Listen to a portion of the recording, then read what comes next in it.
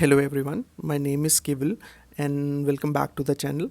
Today's session is going to be very important especially for those preparing for the Punjab PCS exam. So आपके syllabus में ना political theory and international order mention है और उसके अंदर एक जो आपका फर्स्ट टॉपिक है that is the basic concept of freedom, equality, social justice, rights, duties, citizenship, nationalism and secularism. ठीक है, तो इन टर्म्स को हम एक एक करके देखेंगे. तो हम इसको ना दो पार्ट्स में कवर करेंगे. पहले पार्ट में जो कि आज का लेक्चर है इसके अंदर हम क्या करेंगे, सिर्फ बेसिक कॉन्सेप्ट्स को समझेंगे. ठीक है, उनकी अंडरस्टैंडिंग करेंगे. और जो सेकेंड पार्ट होगा उसके अंदर हम PYQs देखेंगे एंड एक्सपेक्टेड क्वेश्चन जो होंगे, है ना, उनको हम देखेंगे. ठीक है, तो let's start the lecture without wasting any time. Start करते हैं. तो जो पहला अपना टॉपिक है दैट इज़ फ्रीडम. ठीक है, तो अगर मैं लेमन लैंग्वेज में बोलूँ फ्रीडम का मतलब क्या है. ठीक है, अगर मैं इसको सिंपल आसान भाषा में बोलूँ तो फ्रीडम क्या है, it is the right and ability to do or say what you want. ठीक है, कि आपके पास राइट है एंड एबिलिटी है to do or say what you want.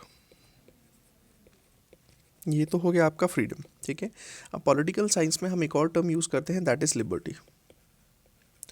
तो ये जो फ्रीडम एंड लिबर्टी, ये जो दोनों टर्म्स हैं इनको हम इंटरचेंजेबली यूज़ कर लेते हैं. ठीक है, बट पॉलिटिकल साइंस में लिबर्टी को अलग डिफाइन किया गया है, फ्रीडम को अलग डिफाइन किया गया है.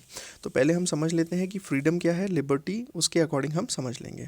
देखो, एक चीज़ समझना है कि जो फ्रीडम है ना, ये एक ब्रॉडर टर्म है. ठीक है, और जो लिबर्टी है वो इसके कंपैरिजन में एक नैरो टर्म है. ठीक है, कैसे समझते हैं. फ्रीडम में ना दो फैक्टर्स को हमें कंसीडर करना पड़ता है. ठीक है, दो चीज़ें होना इंपॉर्टेंट है फ्रीडम के लिए. पहला, एब्सेंस ऑफ कॉन्स्ट्रेंट्स,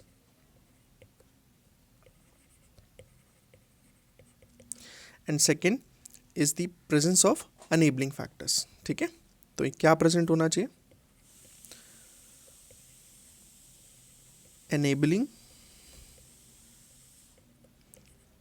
फैक्टर्स. ठीक है, अब इसका मतलब क्या है. फ्रीडम की जब हम बात करते हैं तो हम ये बोलना चाह रहे हैं कि एक इंसान फ्री है अपनी मर्ज़ी के अकॉर्डिंग एक्ट करने के लिए. तो इसको हम एक एग्जांपल से समझते हैं, शायद आपको ज़्यादा अच्छे से समझ में आएगा. ठीक है, एग्जांपल ऑफ अ बर्ड. ठीक है, एक चिड़िया है जो कि पेड़ के ऊपर बैठी है. कहाँ बैठी है, पेड़ के ऊपर बैठी है. और चिड़िया के पास हमें सबको पता है पंख होते हैं, विंग्स होते हैं.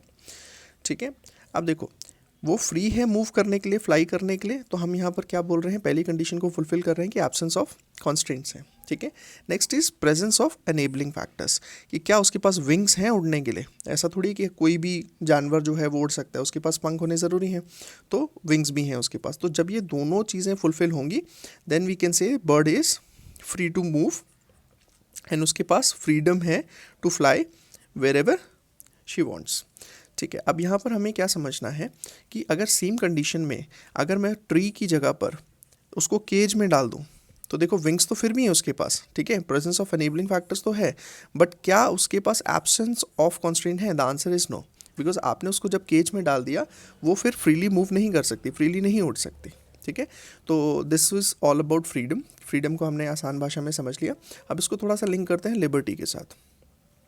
ठीक है, लिबर्टी को समझते हैं. लिबर्टी क्या है, जब फ्रीडम के ऊपर रिस्ट्रिक्शंस लग जाएं, फ्रीडम प्लस रिस्ट्रिक्शंस,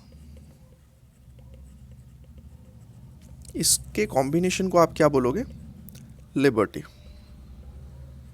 ठीक है, अब इसका क्या मतलब है, ये कौन से रिस्ट्रिक्शंस की हम बात कर रहे हैं. तो यहाँ पर समझने वाली बात ये है कि अगर लेट अस सपोज ये एक इंसान है ए, ये इंसान है बी.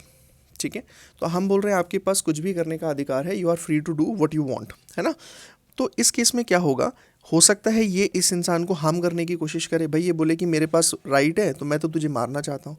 तो ऐसा नहीं कर सकते ना, बिकॉज उस केस में इसकी जो फ्रीडम है कहीं ना कहीं उसको ये हैम्पर कर रहा है. ठीक है, तो लिबर्टी क्या कहता है, लिबर्टी ये कहता है कि आपके पास फ्रीडम तो है बट विद सम रिस्ट्रिक्शन. कौन से रिस्ट्रिक्शन, कि आप दूसरे की लिबर्टी को या दूसरे की फ्रीडम को एनक्रोच नहीं कर सकते.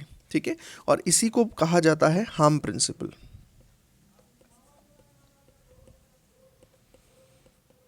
ठीक है, तो इसी को कहा जाता है हार्म प्रिंसिपल।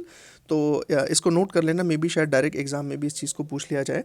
तो आई थिंक आपको ये डिफरेंस तो क्लियर हो गया होगा फ्रीडम और लिबर्टी के बीच में। और लिबर्टी जो होती है ना,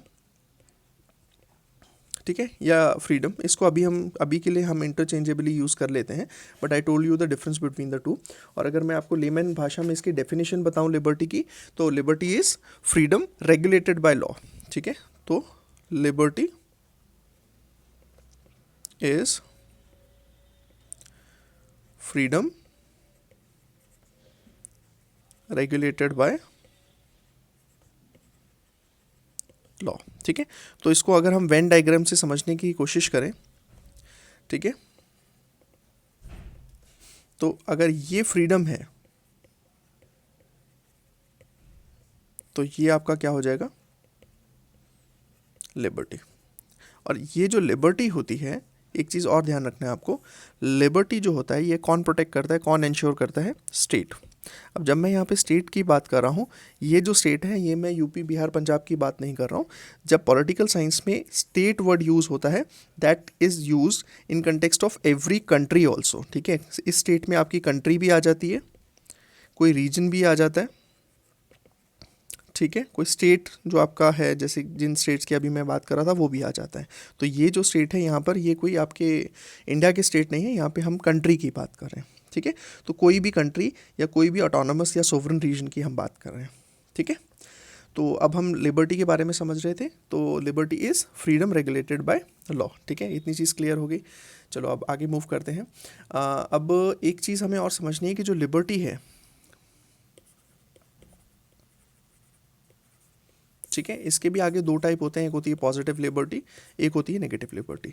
अब देखो इस डिटेल में तो मुझे नहीं लगता अभी हमारे पास टाइम है कि हम जा पाएँ कि इसमें क्या डिफरेंस होता है, कैसे होता है।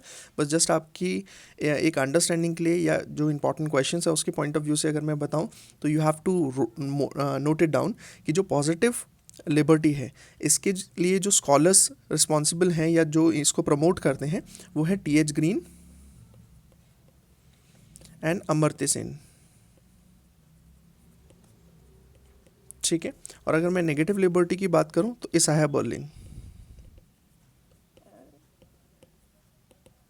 Plus JS. मिल और जॉन लॉक।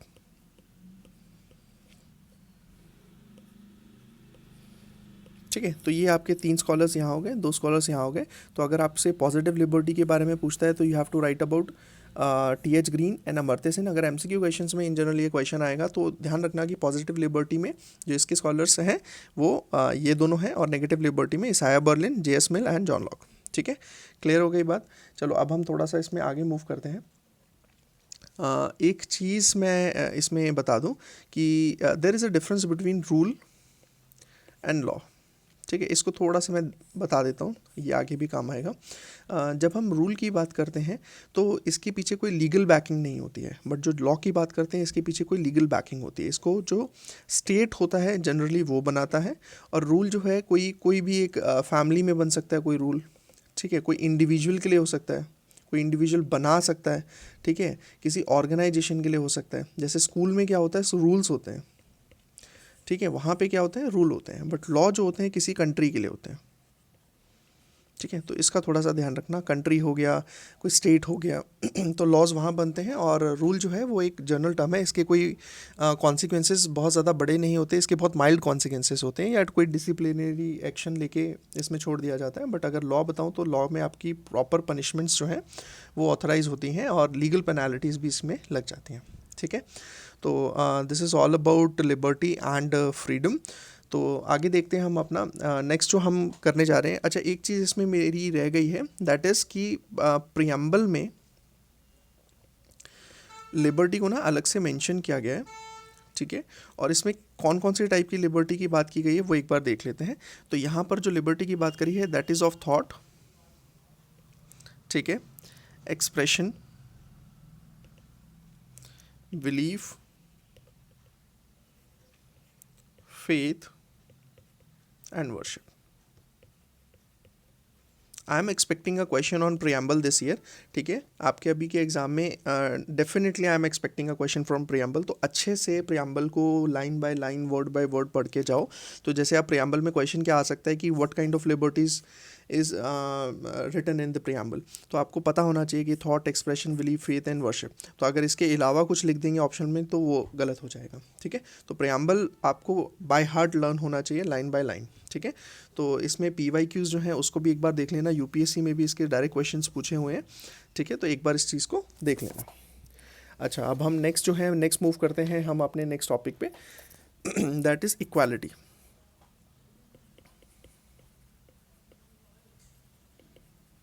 ठीक है। अच्छा, तो इक्वालिटी क्या है? What is equality? It is the principal that all the individual deserve equal status, rights and opportunity and should be treated impartially under the law, ठीक है। तो इसकी जो डेफिनेशन है मैं आपको लिख देता हूँ। It is the principal that all individuals deserve equal status, rights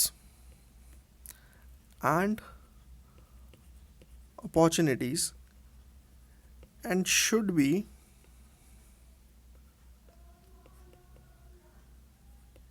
treated impartially under the law, ठीक है। तो इन जनरल हमें ये तो पता ही है इक्वालिटी क्या है। अगर आप इतने बड़े एग्जाम के लिए प्रिपेयर कर रहे हो तो ये तो टर्म आपने बहुत बार सुनी होगी या डे टू डे न्यूज़पेपर्स में भी इस चीज़ को पढ़ा होगा। बट यहाँ पर मैं जो आपको कॉन्सेप्ट समझाने वाला हूँ that is the difference between equality and equity,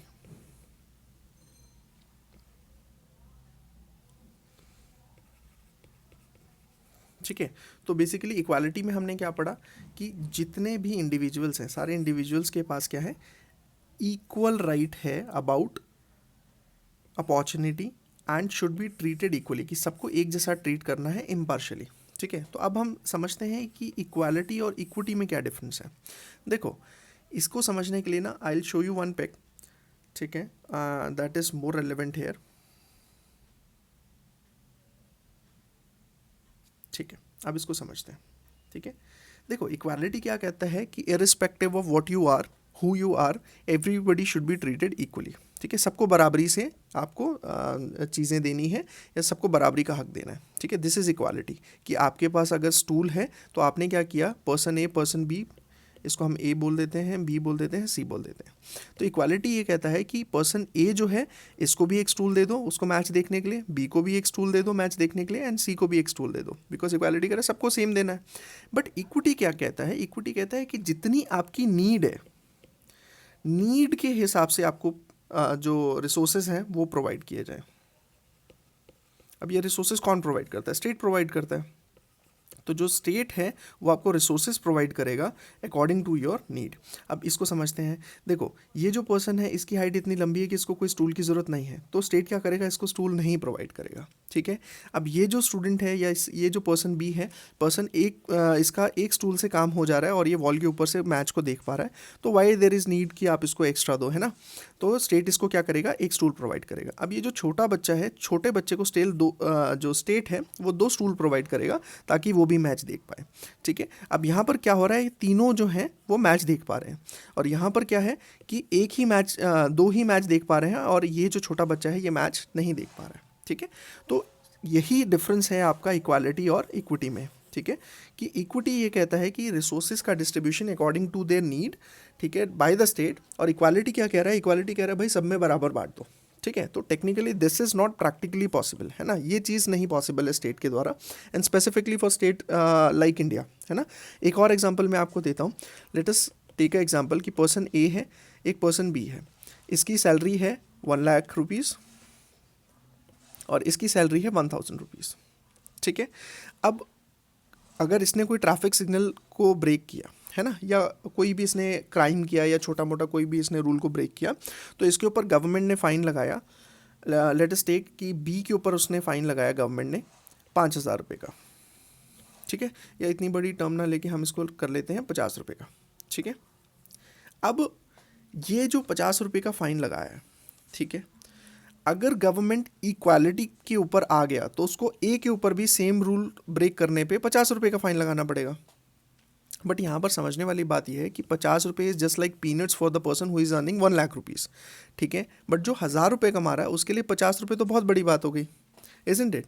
तो यहाँ पर यही चीज़ को बैलेंस करने के लिए आपको क्या लानी पड़ेगी, इक्विटी। कि लेट अस सपोज अगर इसके ऊपर फाइन अगर 5 रुपये है या 50 रुपये है तो उसी प्रपोर्शन में इसके ऊपर भी फाइन होना चाहिए, ठीक है। अगर इसके ऊपर फाइन 100 रुपीज़ है तो इसके ऊपर जो फाइन है दैट शुड ऑल्सो बी, अगर ये इसका जैसे 10% है तो इसके ऊपर भी जो फाइन है that should be 10% and that should be 10,000 rupees fine होना चाहिए, ठीक है। तो यहाँ पर क्या मेंटेन होगा, इक्विटी मेंटेन होगा, ठीक है। तो आई होप कि आपको इक्वालिटी और इक्विटी के बीच में जो है डिफरेंस समझ में आ गया होगा, ठीक है। अब हम जो नेक्स्ट टॉपिक है दैट इज़ द जस्टिस, इसको एक बार देख लेते हैं, ठीक है। जस्टिस और फेयरनेस इसको हम इंटरचेंजेबली यूज़ कर लेते हैं, ठीक है। बट पॉलिटिकल साइंस की भाषा में हम जो ज़्यादा यूज़ करते हैं दैट इज़ जस्टिस। अच्छा, इक्वालिटी में हमारा एक कॉन्सेप्ट फिर से रह गया, प्रियम्बल वाला, ठीक है। तो प्रियम्बल में आपको देख लेना है कि इक्वालिटी की जो बात कही गई है किस टाइप की इक्वालिटी की बात कही गई है, ठीक है। तो वो आप एक बार इसको कंसीडर कर लेना, देख लेना। फिर से अभी एक बार जस्टिस कर लेते हैं, फिर लास्ट में देख लेंगे प्रियम्बल में क्या क्या मेंशन है ना। तो जस्टिस जो है ये फेयरनेस और जस्टिस ये को इन दोनों को इंटरचेंजेबली यूज़ किया जाता है। बट यहाँ पर एक चीज़ जो मैं अभी आपको बता रहा था कि जो जस्टिस टर्म है that is used specifically by the political scholars, ठीक है। अब जस्टिस का मतलब क्या है, ठीक है। जस्टिस का मतलब ये है कि एक इंसान मे बी ही और शी वो जो डिज़र्व करता है, ठीक है, वो उसको मिले, ठीक है। एक तरीके का fair treatment, this is known as justice, ठीक है। तो ये तो मतलब डे टू डे हमने इसको बहुत सारे न्यूज़पेपर में, PYQs में और बुक्स में इसको पढ़ा है। बस हम इसके एक बार डायमेंशंस की बात कर लेते हैं। तो इसके अगर मैं डिफरेंट डायमेंशंस की बात करूं, ठीक है, डिस्ट्रीब्यूटिव जस्टिस,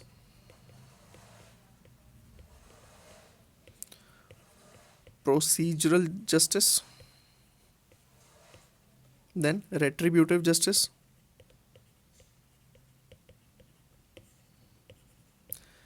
रिस्टोरेटिव जस्टिस,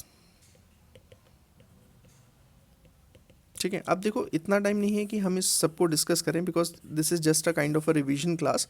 तो व्हाट आई विल डू, मैं कोशिश करूँगा कि इन सब को मैं डिटेल में ना नोट्स में लिख के आपको टेलीग्राम चैनल पे अपलोड कर दूँगा, ठीक है। बट यहाँ पर ये जो सारे हैं इसमें ये जो सबसे इंपॉर्टेंट टॉपिक जो हमारे सिलेबस में डायरेक्टली मेंशन है that is the social justice, ठीक है। अब what is social justice, social justice is fair distribution of opportunity, resources, privileges to all the individuals regardless of their background, ठीक है। तो बेसिकली सोशल जस्टिस क्या है, इसमें क्या क्या इंपॉर्टेंट की टर्म्स हमने यूज़ करी हैं। फर्स्ट इज फेयर डिस्ट्रीब्यूशन,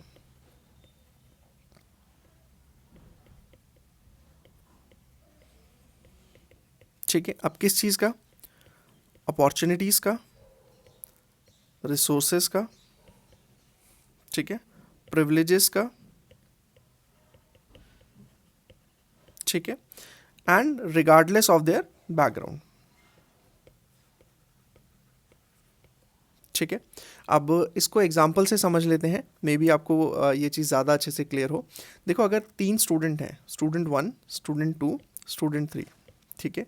एक बहुत रिच है, एक मिडिल क्लास है, एक पुअर है।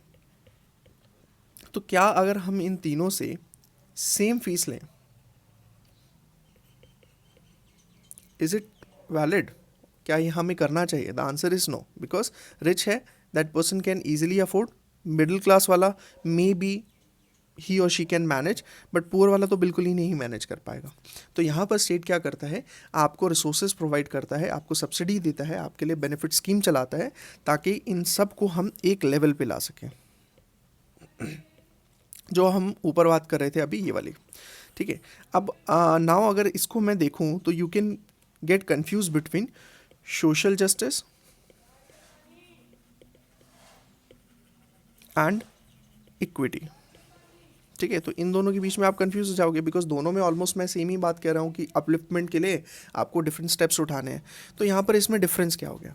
देखो, इक्विटी के अंदर जब हम बात कर रहे थे ना, तो ये क्या कर रहा है, it give support when needed,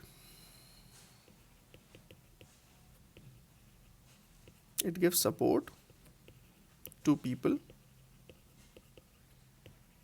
when needed, और ये एक स्पेसिफिक सर्कमस्टांसेस में होता है। ठीक है, बट जब हम इसी का ब्रॉडर कॉन्सेप्ट देखते हैं, that is the social justice. ठीक है, तो ये जो सोशल जस्टिस है ये ब्रॉडर कॉन्सेप्ट है, और यहां पर हम किसकी बात कर रहे हैं? सोसाइटी की बात कर रहे हैं। ठीक है, यहां पर हम बात कर रहे थे इंडिविजुअल की, ठीक है, और यहाँ पर बात कर रहे हैं सोसाइटी की। तो एक तरीके से अगर इसको मैं कंक्लूड करना चाहूँ तो मैं ये कह सकता हूँ कि it's a kind of method और स्ट्रैटेजी टू रीच हेयर, यानी कि सोशल जस्टिस या जस्ट सोसाइटी के लिए जो मेथड और स्ट्रैटेजी है दैट इज़ द इक्विटी। ठीक है, तो ये एक तरीके का क्या है, मेथड है या स्ट्रैटेजी है। ठीक है, और कहाँ तक पहुँचने के लिए? To have a just society. ठीक है, तो इसको हम बोलते हैं सोशल जस्टिस। तो यहाँ पर इन दोनों के बीच में आई होप सो आपको कोई कन्फ्यूजन नहीं होगा, बिकॉज इन जनरल इन दोनों में कन्फ्यूजन रहता ही है। ठीक है, बिकॉज इक्विटी में भी हम सेम ही ऑलमोस्ट सेम चीज़ पढ़ रहे हैं, सोशल जस्टिस में भी हम सेम ही चीज़ पढ़ रहे हैं, तो यहाँ पर कभी कभी हो जाता है कन्फ्यूजन, है ना। अच्छा, चलो अब देख लेते हैं आगे हमें क्या करना है। एक चीज़ और हमारी रह गई है, इसमें भी अगर मैं देखूँ तो प्रियम्बल। ठीक है, ये हमारा लास्ट में करना ही करना है। क्यों करना है उसका मैं रीज़न आपको समझाता हूँ। प्रियम्बल जो है, प्रियम्बल में ना चीज़ें डायरेक्टली मेंशन है और डायरेक्टली क्वेश्चंस में पूछ ली जाती हैं, तो इट इज़ वेरी इंपॉर्टेंट कि आप प्रियम्बल को बहुत अच्छे से करो, एंड इसकी जो टर्म्स हैं उसको बहुत अच्छे से करो, बिकॉज इसकी जो टर्म्स हैं डायरेक्टली इसका एग्जाम्स में पूछी हुई हैं, और if you see the PYQ analysis of UPSC exams also, तो वहाँ पर भी आपको डायरेक्ट क्वेश्चंस देखने के लिए मिलते हैं। ठीक है, तो जो प्रियम्बल है, प्रियम्बल के अंदर जस्टिस मेंशन है, लिबर्टी मेंशन है, इक्वालिटी मेंशन है, फ्रेटर्निटी मेंशन है। ठीक है, तो यहाँ पर जो जस्टिस मेंशन है, जस्टिस 3 टाइप की मेंशन है। ठीक है, first is social, next is economic, and third is political. ठीक है, अब नाउ आपको शायद ये भी समझ में आ गया होगा कि सिलेबस में आपके डायरेक्टली क्यों मेंशन है। ठीक है, उसका रीज़न क्या है? क्योंकि प्रियम्बल में डायरेक्टली मेंशन है। ठीक है, तो प्रियम्बल में अगर सोशल जस्टिस मेंशन है तो वो डायरेक्टली सिलेबस में भी मेंशन करेंगे। And if I am not wrong, जो आपकी 11th क्लास की टेक्स्ट बुक है पॉलिटिकल थ्योरी के ऊपर, ठीक है, उसके जितने चैप्टर्स हैं वही एज इट इज़ आपके सिलेबस में दे रखे हैं। तो अगर किसी को थोड़ी सी ज़्यादा डीप अंडरस्टैंडिंग चाहिए तो वो 11th क्लास की text book of political theory इसको रीड कर सकता है। बहुत ही सिंपल भाषा में लिखा होता है इसमें, एज यू नो कि NCERT बहुत सिंपल होती है। ठीक है, और अच्छे एग्जाम्पल्स देके इसमें चीज़ों को एक्सप्लेन किया गया है। ठीक है, तो hence we conclude social justice. ठीक है, एंड अब हमारा जो नेक्स्ट टॉपिक है we are going to do is rights and duties. ठीक है, राइट्स प्लस ड्यूटीज़। ठीक है, इसकी डेफिनेशन में हम नहीं जाएंगे, because we actually know rights और ड्यूटीज़ क्या हैं, डे टू डे लैंग्वेज में भी हम इसको यूज़ करते हैं। हम इसका थोड़ा सा पॉलिटिकल एंगल देखेंगे प्लस कॉन्स्टिट्यूशनल एंगल देखेंगे। ठीक है, 2 चीज़ों पे इसमें हमें फोकस करना है। तो as you all know, rights जो हैं आपके कॉन्स्टिट्यूशन में मेंशन है। ठीक है, from article 12 to 35, these are your fundamental rights.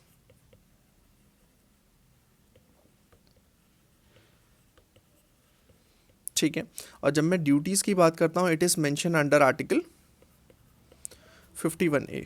ठीक है, यहाँ पर ड्यूटीज़ मेंशन है, एंड ये जो ड्यूटीज़ हैं इसको लेटर ऑन ऐड किया गया था, इसलिए हम इसको ये एक अमेंडमेंट के थ्रू आया था। और जबकि मैं फंडामेंटल राइट्स की बात करूँ, ये हमारे इनिशियली जो कॉन्स्टिट्यूशन बना था उसमें मेंशन थी। ठीक है, अब अगर एक इंसान है उसको कुछ राइट्स दे रहा है स्टेट, तो ऑब्वियस सी बात है कुछ ड्यूटीज़ भी एक्सपेक्ट करेगा।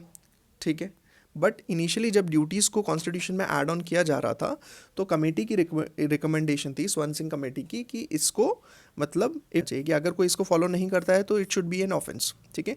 बट गवर्नमेंट ने बोला कि नहीं ठीक है, इट्स जस्ट अ ड्यूटी, तो अगर नहीं भी फॉलो करेंगे इट्स ओके, कम्प्लीटली फाइन, ठीक है। मतलब ये एक तरीके से मॉरल ऑब्लिगेशन तो देता है बट कोई लीगल इम्प्लीकेशन नहीं देता है, ठीक है। तो ये आपको थोड़ा सा समझना पड़ेगा ड्यूटीज़ और राइट्स में। अच्छा, जैसे अगर मैं फंडामेंटल राइट्स की बात करूँ तो फंडामेंटल राइट्स में भी हमारे पास अलग अलग टाइप के राइट्स हैं, जैसे राइट टू इक्वालिटी है, ठीक है, फ्रीडम है, अगेंस्ट एक्सप्लॉयटेशन हो गया, रिलीजियस राइट्स हो गया, कल्चरल राइट्स हो गया, है ना।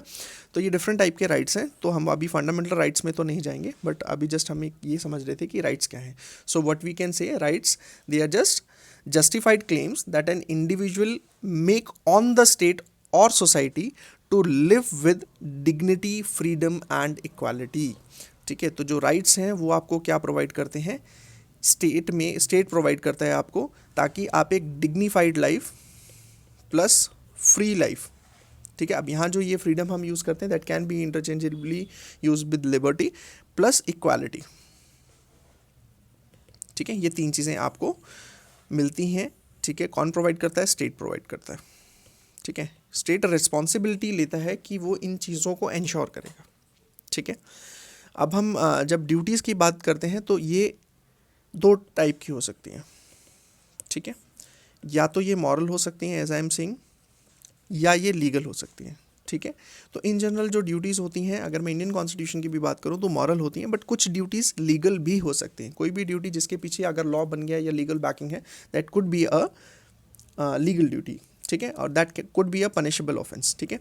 एग्जाम्पल के तौर पे अगर आप नेशनल एंथम है, नेशनल एंथम को ओबे करना आपका राइट है, ठीक है, ये आपकी ड्यूटी है, सॉरी। तो अगर आप नहीं करते हो it could be a punishable offence, ठीक है, आपके ऊपर कार्रवाई हो सकती है अगर आप उसको ओबे नहीं करते हो। अच्छा, अब क्वेश्चन ये आता है कि हमारे ऊपर ड्यूटीज़ हैं क्यों, ठीक है। राइट्स तो हमने देख लिए, तो अब क्वेश्चन ये आता है कि ड्यूटीज़ हमारे ऊपर हैं क्यों, ठीक है, वाई ड्यूटीज़। तो पहली बात तो ये है कि अगर मैं बात करूँ सोशल ऑर्डर को मेंटेन करने के लिए, गवर्नमेंट जो है, देखो गवर्नमेंट इज़ लिमिटेड, ठीक है। अगर सोसाइटी में गवर्नमेंट है तो गवर्नमेंट बहुत लिमिटेड है, ठीक है। अगर मैं आर्मी या डिफेंस पर्सन्स की या पुलिस स्टेशन की बात करूँ तो बहुत लिमिटेड पुलिस स्टेशन या आर्मी के लोग हैं, तो वो सब पूरी की पूरी पॉपुलेशन को कंट्रोल नहीं कर सकते, ठीक है। तो उस तरीके में अगर आप अपनी ड्यूटीज़ को फुलफ़िल करोगे तो एक तरीके का आपका सोशल ऑर्डर मेंटेन रहता है, ठीक है। नेक्स्ट क्या है, जब आप ड्यूटीज़ को फुलफ़िल करते हो तो वो अदर्स के राइट्स को प्रोटेक्ट करता है, अदर्स राइट्स आर प्रोटेक्टेड, ठीक है। और इससे आप क्या बनते हो, एक रिस्पॉन्सिबल सिटीजन बनते हो, ठीक है। एंड इन सबसे ऊपर एक बात है, that is it strengthen democracy, ठीक है। सबसे इंपॉर्टेंट पिलर क्या है कि ये आपकी डेमोक्रेसी को स्ट्रेंथन करता है। अच्छा, राइट्स में ना एक चीज़ हमारी रह गई है, वो क्या है, टाइप्स ऑफ राइट्स, ठीक है। तो मैं इन जनरल आपको बता देता हूँ कितने टाइप के होते हैं, और आपने सुने भी होंगे, और बाकी इसकी जो डिटेल है मैं आपको नोट्स में प्रोवाइड कर दूंगा।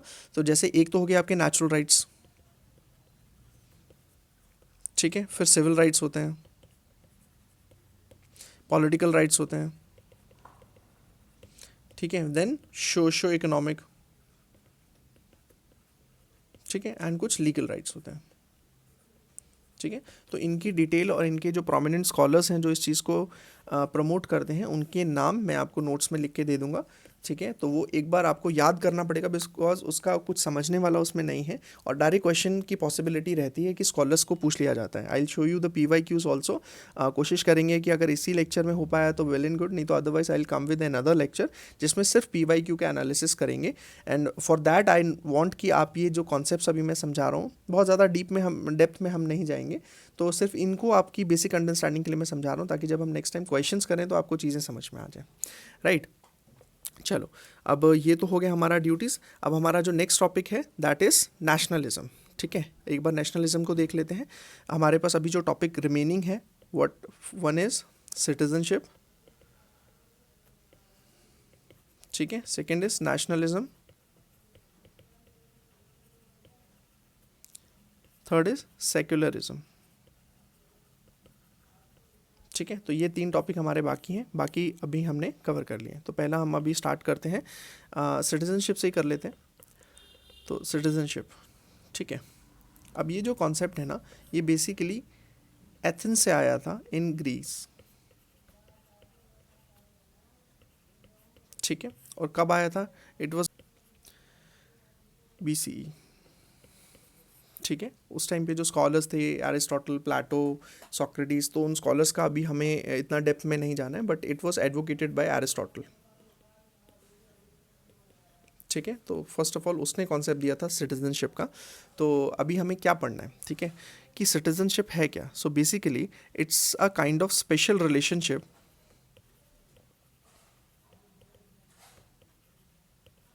बिटवीन, किसके किसके बीच में स्पेशल रिलेशनशिप है? एक पर्सन के बीच में एंड स्टेट के बीच में, ठीक है। स्टेट और पर्सन के बीच के रिलेशनशिप को आप क्या बोलते हो? सिटीजनशिप, ठीक है। और जब ये सिटीजनशिप होती है, ये आपको बहुत सारे राइट्स प्रोवाइड करता है, ठीक है। प्रोवाइड कौन करता है? स्टेट। किसको करता है? पर्सन को, और तब वो क्या बन जाता है? सिटीजन,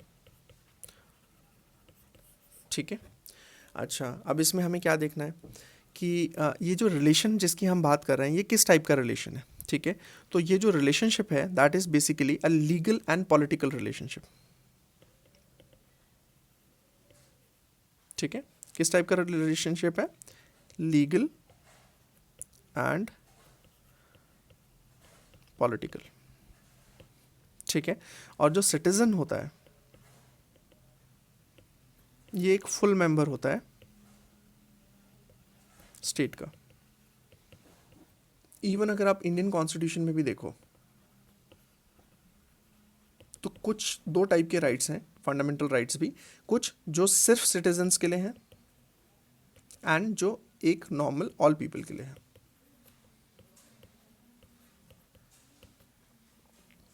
ठीक है। क्लियर हो गया? तो ये इसमें हमने देख लिया। अच्छा, हमें जो सिटीजनशिप है उससे मिलता क्या है? राइट्स मिलते हैं, और राइट से क्या मिलता है? प्रोटेक्शन मिलती है, ठीक है, फ्रीडम मिलती है, इक्वालिटी मिलती है, ठीक है। और जो सिटीजनशिप है, एक तरीके की आपको आइडेंटिटी प्रोवाइड करता है, ठीक है। भाई आप अगर जब फॉरेन में जाते हो तो यही बता दो ना आपके पास कौन सी कंट्री का पासपोर्ट है, इंडियन पासपोर्ट है, यानी कि आप इंडिया के सिटीजन हो। तो ये आपको क्या प्रोवाइड करता है? वर्ल्ड के अंदर एक आइडेंटिटी देता है, क्लियर। और अगर मैं टाइप ऑफ सिटीजनशिप की बात करूं, ठीक है, तो बेसिकली इसमें मतलब 2 हम इंपॉर्टेंट पढ़ेंगे जो सबसे ज़्यादा इंपॉर्टेंट है। एक है जस्ट सोली, ठीक है, राइट्स ऑफ सॉइल, ठीक है, यानी कि आपको सिटीजनशिप मिल जाएगी जहां आप बर्थ लोगे, तो ये हो जाता है बाय बर्थ, ठीक है। जिस कंट्री में आपका बर्थ होगा, आपको वहाँ की सिटीजनशिप मिल जाएगी, अगर कोई कंट्री जस्ट सोली प्रिंसिपल को फॉलो करती है, ठीक है। इसके एग्जांपल्स क्या क्या हैं? USA हो गया, कनाडा हो गया, ठीक है। और एक होता है जस्ट सैंगनीज,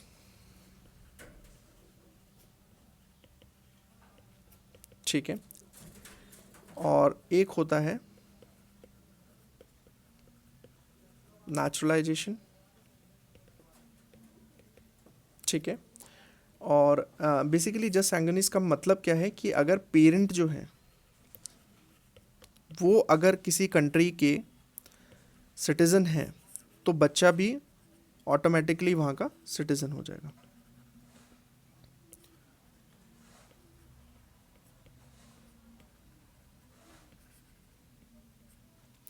ठीक है। एक हो गया नेचुरलाइजेशन। तो अब कोई अगर आपकी सिटीजनशिप कंट्री की लेना चाहता है तो उसकी भी कोई प्रोसेस होगी, दैट इज़ दी नेचुरलाइजेशन, ठीक है।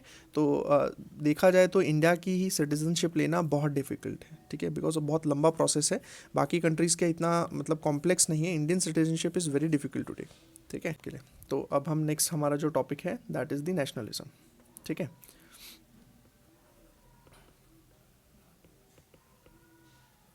सो बेसिकली नेशनलिज्म है क्या, ठीक है, इसको समझते हैं, ठीक है।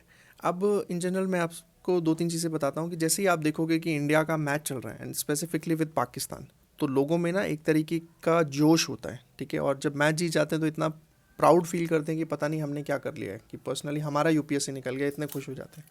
ठीक है, तो क्यों होता है ऐसा? ठीक है, तो उसका रीज़न क्या है कि नेशनलिज्म ना एक तरीके का इमोशन है, ठीक है, एक आइडिया है, ठीक है, और मतलब ये क्या करता है आपको, मतलब यूनिटी प्रोवाइड करता है, ठीक है, वननेस प्रोवाइड करता है कि आप सब एक हो, ठीक है। तो ये एक तरीके की क्या है, फीलिंग है, ठीक है। So what we can say, nationalism is a feeling of unity, ठीक है, यूनिटी की फीलिंग है, ठीक है। एंड आप क्या करते हो, लॉयल रहते हो अपने नेशन की तरफ, है ना। तो इसको अगर मैं फ्रेज करूँ तो it could be, nationalism is the feeling of unity, belonging and loyalty, ठीक है। अच्छा, अब इसमें हमें समझना क्या है, इसमें हमें ये समझना है कि नेशनलिज्म एज सच कोई बहुत बड़ा कॉन्सेप्ट नहीं है, इट्स जस्ट अ फीलिंग जो लोगों के मन में आती है टुवर्ड्स द नेशन,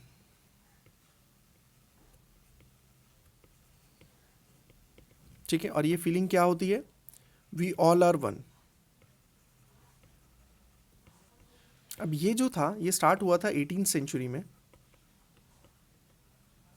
ठीक है, जब हुआ था अमेरिकन रेवोल्यूशन,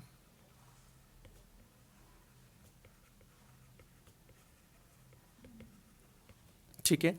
अमेरिकन रेवोल्यूशन कब हुआ था, 1776 के आसपास। एंड उसके बाद ये आपको देखने के लिए मिला था फ्रेंच रेवोल्यूशन में।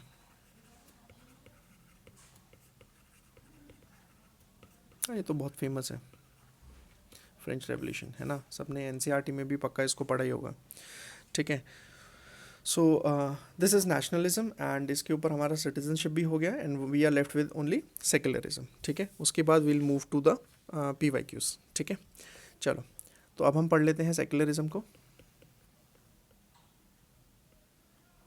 करंटली अगर मैं देखूँ ना, तो सेक्युलरिज्म पे बहुत ज़्यादा डिबेट चल रही है, ठीक है। एज यू ऑल नो कि जो इंसिडेंट्स अभी रिसेंटली हुए हैं दिल्ली के अंदर, ठीक है, तो अभी we'll not go in that political issue. So अभी हम देखते हैं सेक्युलरिज्म को, ठीक है। तो व्हाट इज़ सेक्युलरिज्म, ठीक है। अब देखो, स्कूल के अंदर अगर आपने देखा हो तो आपके स्कूल में डिफरेंट रिलीजन के लोग एग्जिस्ट करते हैं, बच्चे एग्जिस्ट करते हैं, अपने रिलीजन को फॉलो करते हैं, और स्कूल में बुक्स को भी रीड करते हैं, सेम बुक रीड करते हैं इरिस्पेक्टिव ऑफ देयर रिलीजन, ठीक है। तो सब अपने बिलीफ को फॉलो कर रहे हैं, ठीक है। और इससे होता क्या है कि एक पीसफुल अरेंजमेंट क्रिएट होता है, ठीक है। तो करते हैं सब लोग अपने बिलीफ को फॉलो कर रहे हैं, ठीक है। और उससे होगा क्या कि एक पीसफुल एनवायरनमेंट क्रिएट होगा, ठीक है। क्योंकि पर्सन 1 पर्सन 2 को ये नहीं कह रहा है कि मेरा रिलीजन फॉलो करो, और ये इसको नहीं कह रहा है कि मेरा रिलीजन फॉलो करो, ठीक है। तो हो क्या रहा है, पीसफुल को एग्जिस्टेंस है, ठीक है। अच्छा, और ये क्या है, बेसिकली एक बहुत ही ज़्यादा पावरफुल पॉलिटिकल आइडिया है।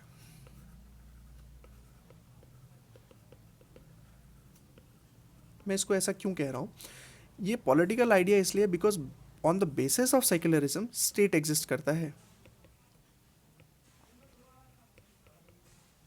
ठीक है। और ये इन मैं किन स्टेट्स की बात कर रहा हूँ, जहाँ पर डिफरेंट रिलीजन के लोग रहते हैं, डिफरेंट एथनिसिटी है, डिफरेंट डाइवर्सिटी है, उन स्टेट को सेक्युलर होना बहुत इंपॉर्टेंट है, अदरवाइज कंट्री में इंस्टेबिलिटी क्रिएट हो जाती है, ठीक है। So India is a secular country. Now अब क्वेश्चन ये आता है, तब से हम बोल रहे हैं सेक्युलर सेक्युलर सेक्युलर, इसका मतलब क्या है सेक्युलर का। तो बेसिकली सेक्युलर का मतलब सिर्फ इतना सा है कि स्टेट जो है वो अपने आप को रिलीजन से दूर रखेगा, ठीक है। स्टेट का रिलीजन से कोई लेना देना नहीं है, ठीक है। मतलब कोई भी रिलीजियस मैटर स्टेट के इन्वॉल्वमेंट में नहीं आएगा, ठीक है। इसका मतलब सिंपल मतलब ये है, स्टेट कोई भी रिलीजियस मैटर में इन्वॉल्व नहीं करेगा, और कोई रिलीजियस मैटर स्टेट में इन्वॉल्व नहीं करेगा, ठीक है। स्टेट के किसी भी जो एक्शन है, कोई एक्ट ला रहे हैं या कोई भी कोई बिल पास कर रहे हैं, तो उसमें रिलीजन का कोई से नहीं होगा, और रिलीजन में कुछ भी हो रहा है तो उसमें स्टेट का कोई इन्वॉल्वमेंट नहीं होगा, ठीक है। तो एज सिंपल एज दैट कि सेक्युलरिज्म बस इतना ही है, ठीक है। So it is basically a principle that state and religion are separate and all religions are treated equally without discrimination. अब देखो, दो पॉसिबिलिटी है, ठीक है। एक तो वहाँ पर जैसे एक स्टेट है, लेट सपोज, है ना, वहाँ पे सिर्फ एक ही रिलीजन है, ठीक है, ये स्टेट है और ये रिलीजन है, ठीक है। तो अब क्या है कि स्टेट इनके मैटर में नहीं बोलेगा और रिलीजन वाले इनके मैटर में नहीं बोलेंगे। But there is another possibility for a country like India, जहाँ पर जो रिलीजन है वो एक नहीं है, ठीक है, बहुत सारे रिलीजन है। तो इन दैट केस इसलिए हम डेफिनेशन में क्या ऐड करते हैं कि जितने भी रिलीजन हैं उन सबको इक्वली ट्रीट करेगा, ठीक है। So principle that the state and religion are separate and all religions are treated equally without discrimination.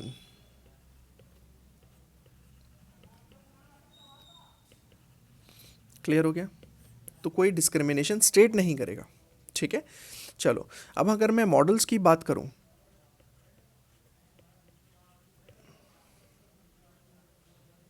ठीक है, तो बेसिकली हमें दो मॉडल पढ़ने हैं। एक तो पढ़ना है वेस्टर्न मॉडल, ठीक है, next is Indian model,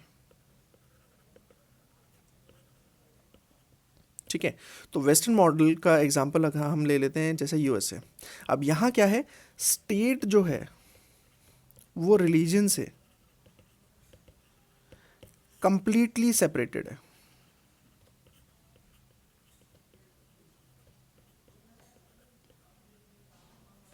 when I am saying completely separated, इसका क्या मतलब है कि ज़ीरो इन्वॉल्वमेंट है स्टेट की रिलीजन में एंड रिलीजन की स्टेट में, ठीक है। बट वहीं पे अगर मैं इंडियन स्टेट की बात करूं तो इंडिया के स्टेट का कोई रिलीजन नहीं है, दैट इज सेक्युलरिज्म, ठीक है। तो स्टेट का तो कोई रिलीजन नहीं है, स्टेट नो रिलीजन, ठीक है। But at the same time जो इंडियन मॉडल है इसमें क्या होता है कि जो स्टेट है वो सारे रिलीजन को इक्वल रिस्पेक्ट देता है एंड इक्वल स्टेटस देता है, ठीक है। और इससे होता क्या है, ताकि जो रिलीजन्स हैं वो आपस में मतलब स्टेट के साथ डायरेक्टली इंटरफेयर ना करें। और अगर किसी रिलीजन को रिक्वायरमेंट अगर लगती है कि किसी रिलीजन में कुछ चेंजेस करने हैं बिकॉज वो कंट्री को इम्पैक्ट कर रहा है, तो दैट स्टेट कैन डू, ठीक है। कोई भी ऐसी एक्टिविटी जिससे आपका सोशल ऑर्डर डिस्टर्ब हो रहा है या पब्लिक मोरालिटी इफेक्ट हो रही है, तो स्टेट कैन इंटरफेयर, ठीक है। तो यहाँ जो इंडियन मॉडल है ना, इंडियन मॉडल में सिर्फ एक डिफरेंस क्या है, बहुत यूनिक मॉडल है first of all. So the basically state has no religion but state can interact with religion to ensure equality and reforms, ठीक है। तो इक्वालिटी कर सकते हैं इक्वालिटी के लिए and reforms when ever required, ठीक है। अगर लगता है स्टेट को कि रिफॉर्म्स की नीड है तो वो कर सकते हैं। अब इसका छोटा सा एग्जांपल देख लेते हैं, ट्रिपल तलाक। सो बेसिकली ट्रिपल तलाक क्या है, एक रिलीजियस मैटर है। बट जब इंडियन स्टेट को लगा कि नहीं, इसकी वजह से हमारी जो वुमेन है उनको बहुत सफ़र करना पड़ रहा है, ठीक है, तो इन्होंने इसके ऊपर, स्टेट ने क्या किया, इसके ऊपर लॉ पास कर दिया एंड अब ये एक पनिशेबल ऑफेंस है, ठीक है। तो देखा जाए तो स्टेट ने क्या किया, इन्वॉल्वमेंट किया कौन से मैटर में, रिलीजियस मैटर में। तो टेक्निकली तो सेकुलरिज्म और ये तो अलग अलग होते हैं। सेकुलरिज्म में क्या कहते हैं कि स्टेट और रिलीजन अलग अलग हैं, बट यहाँ पर तो there is a clear involvement. तो Indian model is completely different from the western model, ठीक है। क्योंकि वेस्टर्न मॉडल के अंदर क्या है ना, स्ट्रिक्ट सेपरेशन है, कोई इन्वॉल्वमेंट ही नहीं है, ठीक है। बट इंडियन मॉडल में क्या है कि अगर ज़रूरत पड़ेगी कि कोई ऐसा रिलीजन है या कोई ऐसा मतलब कह लो डिनोमिनेशन है या कोई कल्ट है जहाँ पर उनको लगता है कि इनको सपोर्ट की ज़रूरत है, तो इंडियन गवर्नमेंट सपोर्ट भी करेगा। एंड अगर लगेगा कि नहीं, they are going out of the way और वो पब्लिक ऑर्डर को मतलब मेंटेन नहीं कर पा रहे हैं या पब्लिक डिसेंसी के लिए सही नहीं है, तो गवर्नमेंट कैन इंटरफेयर, ठीक है। तो जो स्टेट हैं वो क्या करते हैं, सारे रिलीजन को इक्वली ट्रीट करते हैं और इंटरवीन करते हैं ताकि जस्टिस को प्रोटेक्ट किया जा सके। क्लियर हो गया? तो जस्टिस को प्रोटेक्ट करने के लिए जो स्टेट है वो इंटरवीन कर सकता है। क्लियर हो गया? अच्छा, तो अगर मैं इंडियन सेक्युलरिज्म की बात करूं कि हमें कैसे पता चलता है कि इंडिया एक सेक्युलर कंट्री है, तो फर्स्ट ऑफ ऑल इसके एविडेंसेस बहुत जगह पर हैं। फर्स्ट ऑफ ऑल तो हमारे प्रियम्बल में ही है, ठीक है। तो यहाँ पर हमारा जो प्रियम्बल है क्या कहता है, we the people of India having solemnly resolved to constitute India into a sovereign, socialist and secular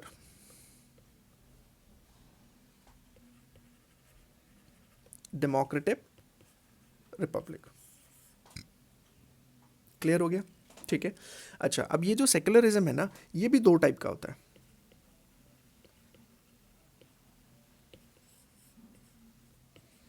एक होता है एक्टिव सेक्युलरिज्म एक होता है पैसिव।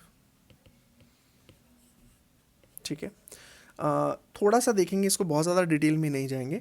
सो जो एक्टिव सेक्युलरिज्म होता है, तो what happens in active secularism, state actively tries to remove religion from public sphere. ठीक है, तो क्या करता है, स्टेट कोशिश करता है कि रिलीजन को रिमूव ही कर दें, कहाँ से, पब्लिक से। ठीक है, और उसका अगर मैं एग्जांपल देखूं तो आपका हो गया फ्रांस। अब फ्रांस के अंदर, मतलब फ्रांस ने क्या कर रखा है कि स्ट्रिक्ट सेपरेशन है। ठीक है, और कोशिश करता है कि किसी भी पब्लिक इंस्टीट्यूशन में रिलीजियस सिंबल क्लोथ को ना अलाउ किया जाए। एग्जाम्पल के तौर पे कुछ साल पहले की अगर आपने न्यूज़ सुनी हो तो हिजाब इशू आया था फ्रांस के अंदर। तो पब्लिक स्कूल्स के अंदर जो है हिजाब बैन है इन फ्रांस। ठीक है, कोई भी रिलीजियस सिंबल आप यूज़ नहीं कर सकते हो फ्रांस में, बिकॉज वो एक एक्टिव सेक्युलरिज्म को फॉलो करता है। ठीक है, now what is passive secularism, तो इसका जस्ट अपोजिट हो जाएगा कि that state maintains neutrality but also allow public visibility of religion. अब यहाँ पर क्या आ गया, allows public visibility of religion. ठीक है, और जो रिलीजन है ये पब्लिक स्फेयर में एग्जिस्ट कर सकता है। ठीक है, और एक्टिव में आपका नहीं कर सकता। ठीक है, तो ये आपका हो गया secularism. And I think class थोड़ी सी ज़्यादा ही लंबी हो गई है, तो आई थिंक हमें जो PYQ क्वेश्चंस हैं वो हम मोस्टली नेक्स्ट क्लास में ही देखेंगे।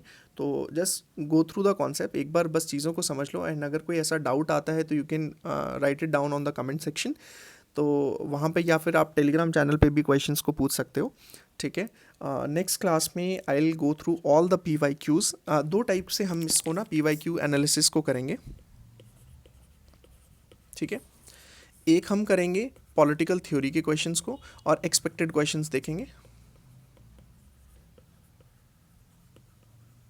And I am working on the other part अभी राइट नाउ, कि जो आपके PYQs हैं, if I talk about the PYQs of 2021, ठीक है, तो उसमें अराउंड 20 क्वेश्चंस ऐसे थे जिसमें आपको सिर्फ बेसिक IQ चाहिए और आपका वो क्वेश्चन सॉल्व हो जाएगा। तो वी विल सी कि इन क्वेश्चंस को अगर आपको नहीं भी आते हैं, आपके पास बेसिक अंडरस्टैंडिंग है अगर किसी टॉपिक की, and you don't know the answer, how to solve these 20 questions. ठीक है, तो I am just giving you a rough idea कि अराउंड 20 क्वेश्चंस ऐसे थे जो आप मतलब रैंडमली सही कर सकते थे, even if you don't know the news, don't know the concept. ठीक है, तो हम इस चीज़ पे फोकस करेंगे, बिकॉज 20 क्वेश्चन बहुत बड़ा एक गैप प्रोवाइड करता है बिटवीन द स्टूडेंट जो मेरिट लिस्ट के इस साइड है एंड जो इस साइड है। ठीक है, तो ये इसके ऊपर मैं एक डेडिकेटेड वीडियो बनाने की कोशिश करूँगा अभी रिसेंटली, एंड उसमें मैं आपको ये बताऊँगा कि जो बोलते हैं ना एजुकेटेड गेसिंग। ठीक है, तो एजुकेटेड गेसिंग कुछ नहीं है, जैसे आपका क्या है कि जो बेसिक अंडरस्टैंडिंग है उसके बेसिस पे हाउ यू एलिमिनेट। ठीक है, तो we are not going to talk about the elimination technique, but we will do is educated guessing. ठीक है, तो इसके ऊपर I will come with a dedicated video, और उसी में ही हम ये PYQ एनालिसिस करेंगे पॉलिटिकल थ्योरी के क्वेश्चंस का, एंड उसमें मैं आपको एक PDF भी प्रोवाइड करूंगा जो मेरे को लगता है कि इस साल एक्सपेक्टेड क्वेश्चंस रहेंगे। ठीक है, so that brings us to the end of today's lecture. So just stay informed, and अगर कोई भी आपका डाउट है तो obviously you can mention in the comment section. So thank you so much.